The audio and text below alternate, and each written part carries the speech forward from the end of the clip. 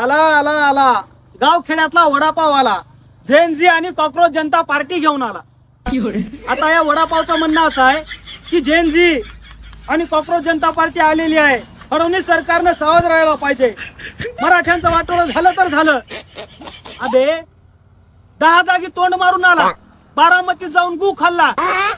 तिकडून सांगोल्यात माती खाऊन आलास. इथं मराठवाड्यात येऊन शहाणपणा जोडायला. झेनझी आणि कॉक्रोच जनता पार्टी बाता बड्या बड्या आणि ढुंगण खायला. आता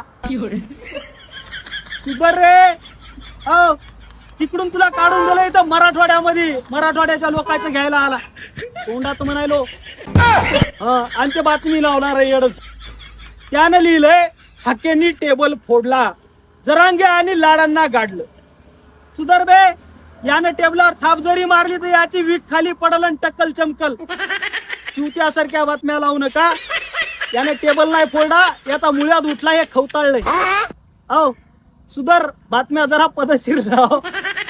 काय म्हणायलो, बातम्या पदशीर लाव. तुला पैसे बरोबर भेटले नाहीत का?